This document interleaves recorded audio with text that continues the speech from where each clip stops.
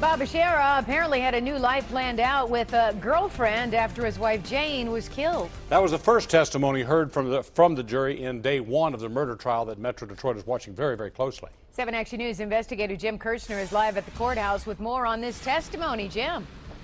Yeah, this is a longtime friend who knew both Bob and Jane for many, many years. He said Bob's future was not focused on the wife, but rather a girlfriend by the name of Rachel Gillette.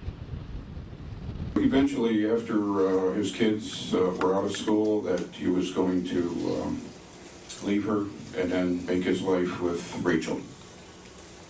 Did he tell you anything about a house?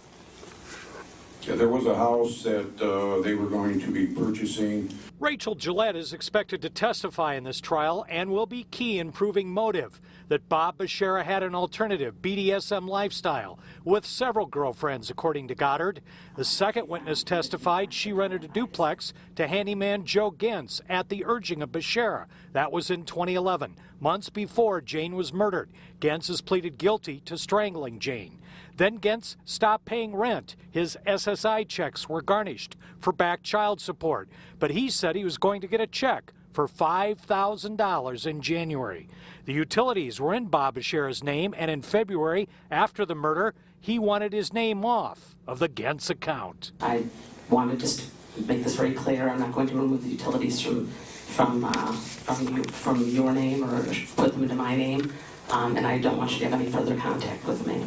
Okay. And he's then stated, and I felt a threatening tone, that he was going to do whatever he needed to do to get them out of his name.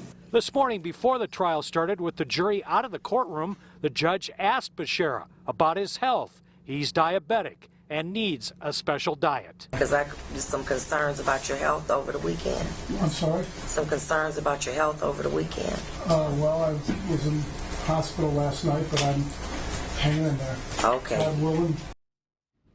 Now, it's not specified what that health issue is, but Bashara's defense attorney had a game face on, telling the jury in opening statements this morning that this is the day Bob Bashara's been looking forward to, finally getting his side of the story out. Another note about this BDSM alternative lifestyle. Excuse me, it's very windy and rainy out here this afternoon.